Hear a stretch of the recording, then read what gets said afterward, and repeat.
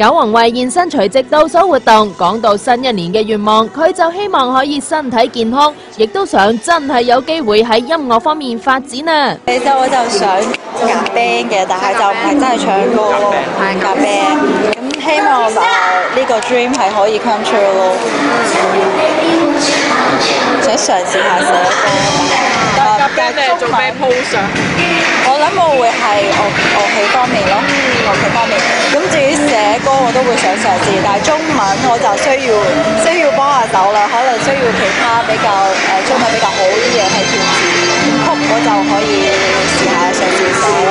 而同唱嘅黃智雯透露，自從攞咗獎之後，多咗好多廣告。新一年佢就希望可以贏翻個最佳女配角獎。不過佢仲有一個願望㗎，自己都想試下做音樂劇，真係一套 musical， 因為始終自己係讀呢樣嘢出身，咁即係唱啊、演啊、做，咁即係希望下年可以再踏翻去台版做呢樣嘢，舞台嘅嘢咯。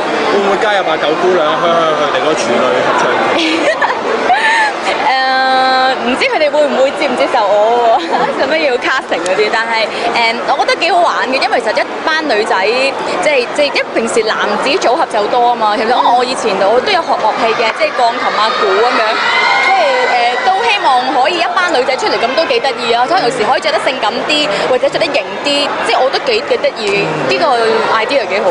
至於提到好拍檔梁烈唯俾黃浩發律師信控告誹謗，佢就話之前都有 WhatsApp 去慰問對方，亦都有打電話俾佢，不過可能維維太忙未有回覆佢，但係智雯就相信維維應該 handle 到件事嘅。